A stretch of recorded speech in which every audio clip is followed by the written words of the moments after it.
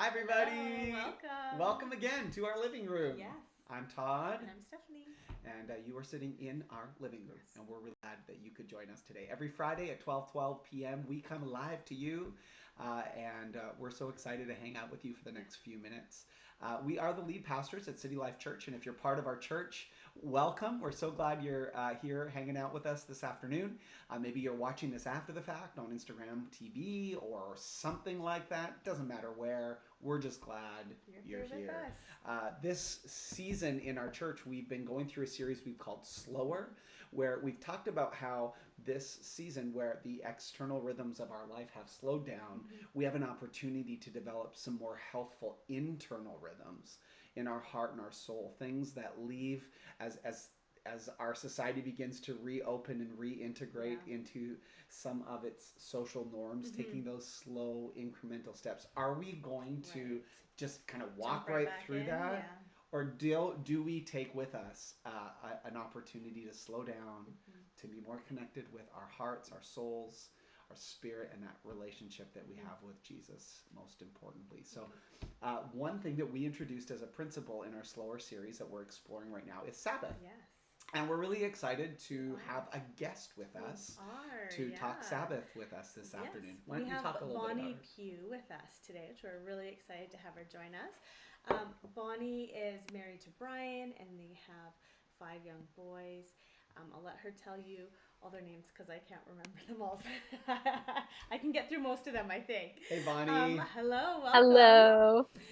They lead the Union Movement, which is a ministry that they've started in the last couple of years, and also they are the campus pastors at Hill City Church in Mission. So they are incredibly busy, wonderful people, and we're really excited that Bonnie is taking some time here to talk with us about Sabbath this morning. So first off, would you tell us a little? Well, that was a pretty broad strokes intro to who you are. Was there anything you'd like to add what the Union Movement is or anything else? Sure. Yeah.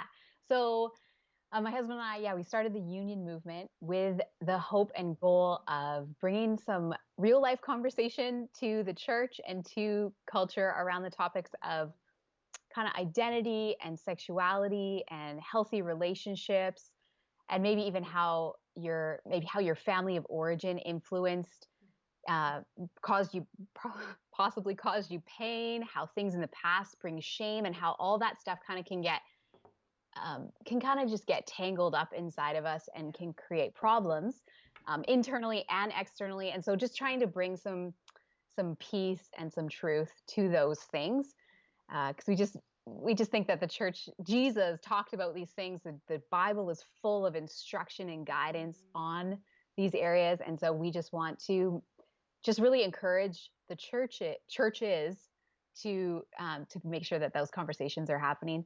So we have a website, theunionmovement.com, and on there we have true life stories and blog posts and our podcast, which is something I love that we get to do that, and just bring it up, talk about it. Love it. Well, Yeah. whether you're part of our church or not, we would just highly encourage you to go check out some of their resources. They're fantastic. And your website is just really pretty. I mean, just on a purely aesthetic level, I just think it is such, your branding is spot on. So if you love that, you should just go check it out for that reason too.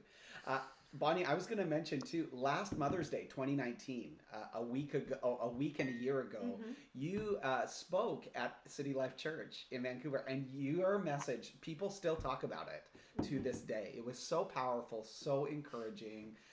I remember we had that big floral background, which was really lovely, this photo backdrop that we ended up putting on the stage because it was too big to put anywhere else. And I remember, because I've talked about a little bit recently about just kind of our story of when I was about a year ago. It was a year ago now where I came to the point where I was felt stuck, or that's what kind of put us on our journey to this. And I remember you speaking on this, not on Sabbath, but just really talking about kind of our capacity and what we're able to do. And it was so touching. And I had to close the service, and I was I could hardly contain myself. It was I don't know how to close this while I'm trying to deal with what I'm trying to deal with. It was a lovely moment. So all that to say, I highly recommend, if you want to go back and listen to the podcast on Mother's Day 2019. super impactful and super meaningful. Yeah. This past Sunday, Stephanie and I actually tag team preached, which we don't often do. No. How did you do? I felt okay, so that's good. Good. Yeah. Well, let's try it again. We're going to do it again this Sunday and the following as well, as we explore Sabbath. But one thing I talked about, which reminds me of what you just said, is this idea that God made us limited and limitless, like at the same time. He made us intention of those things. He made us spirit, and he made us dirt, and he made us like body, which is natural, and spirit, which is eternal. Right. And we embrace those things as opposed to buying that lie that we can do anything and we can do everything. It actually does not honor the way God designed us to thrive. And I think exploring this rhythm of Sabbath really brings us into a perspective of, hey, we are embracing the limitless nature of God by honoring the limited nature of self. And so that's kind of where we're at right now, and leading our church into this practice. So I don't know. Do you want to just simply start by telling us like what led you to kind of exploring this and making it something that you and your family participate in? Yeah. I mean, I think it's interesting you saying, last Mother's Day coming out is because we had only been doing the Sabbath for about a month at that point.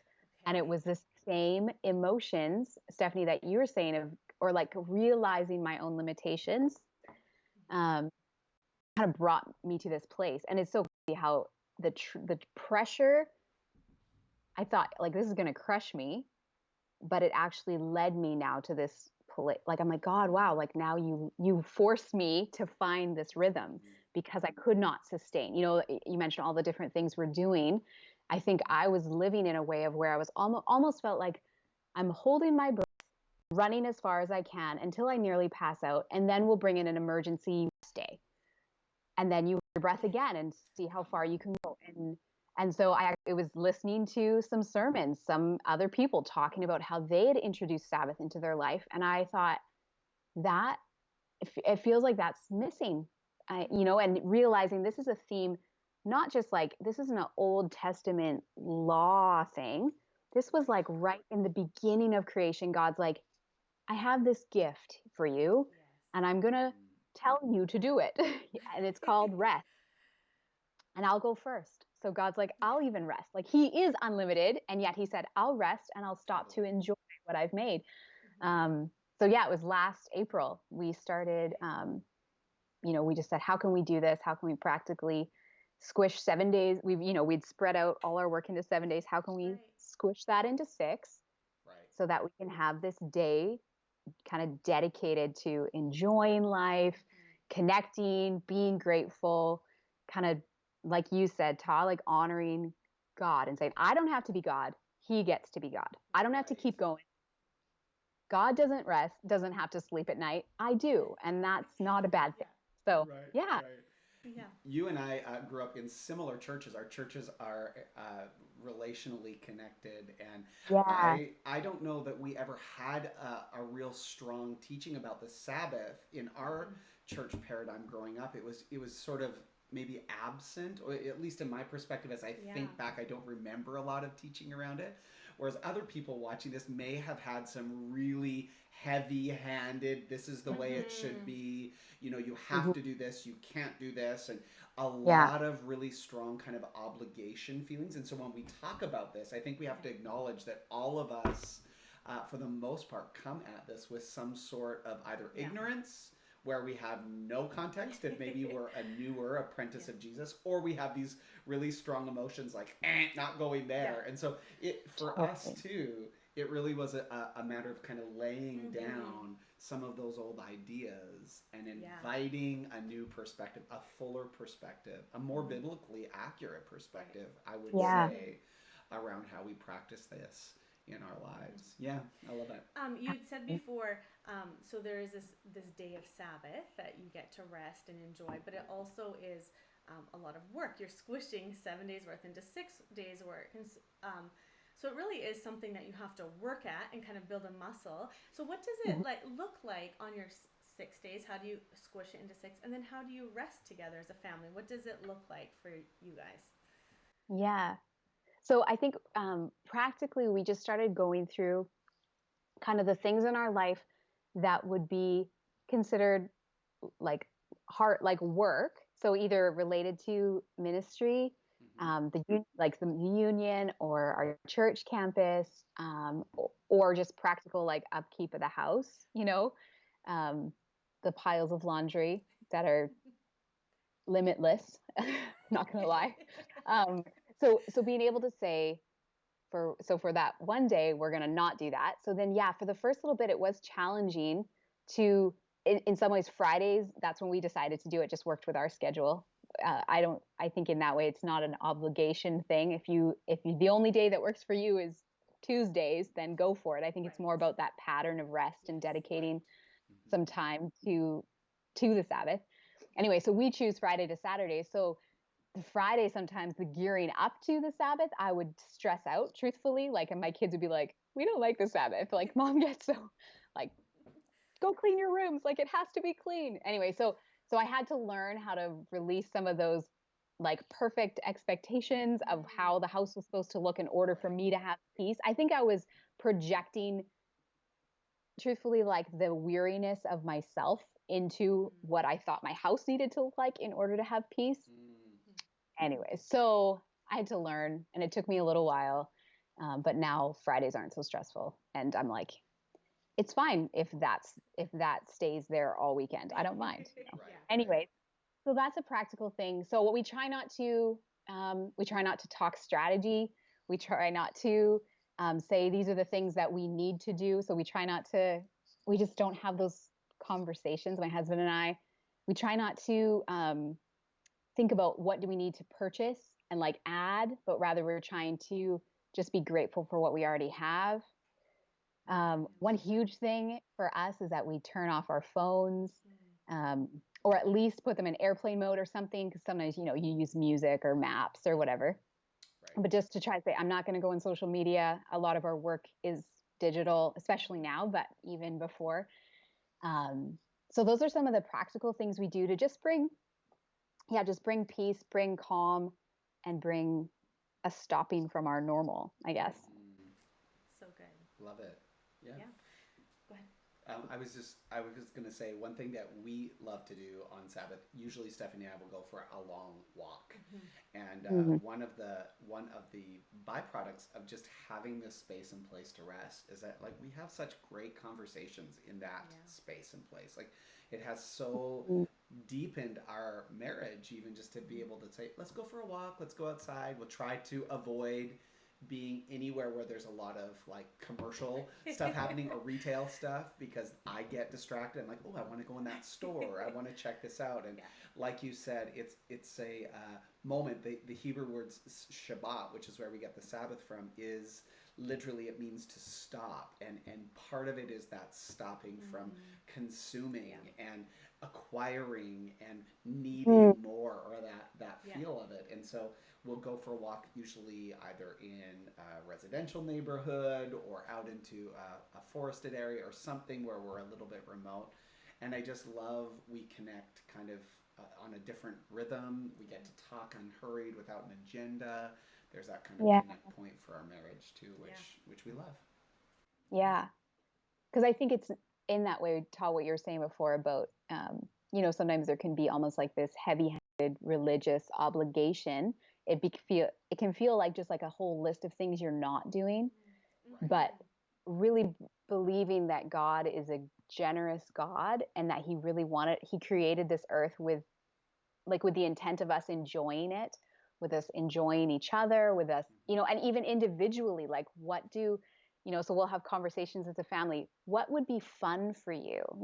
What would be enjoyable? What would be peaceful? And we're going to have different answers, so even sometimes, and this might, burst some people's bubbles, but for me, like gardening brings me joy. So yes, I might get sweaty.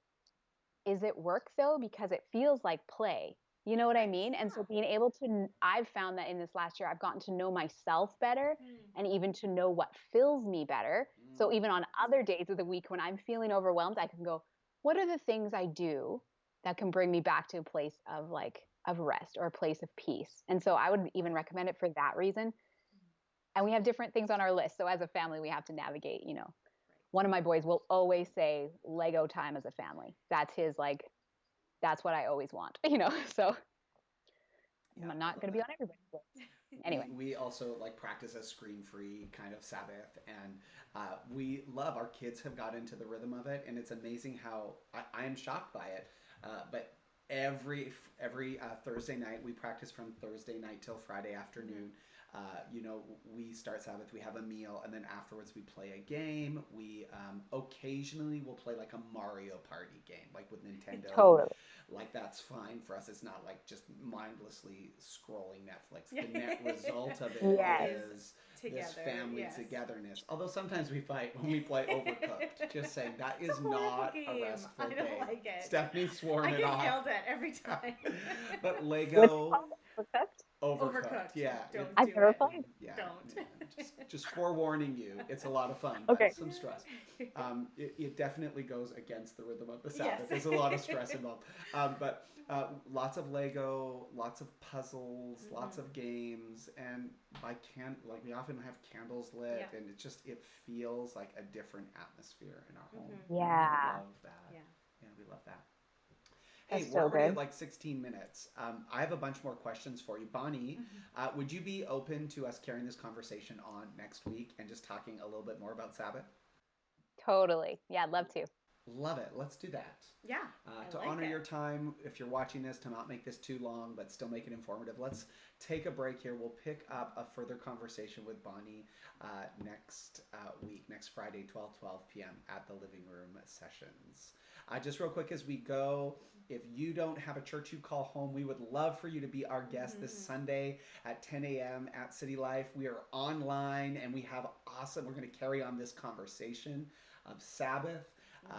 We are at thisiscitylife.online.church, and we'd love for you to be our guest. Also, in this series, we've been producing a weekly digital download, and you can grab onto that by going to thisiscitylife.com/slower, SLWR. So go grab some of that if you want to explore some more contemplative prayer, some principles around Sabbath. This week, specifically on Sunday, we'll be dropping a resource specifically geared towards Sabbath. So come check us out and grab that then.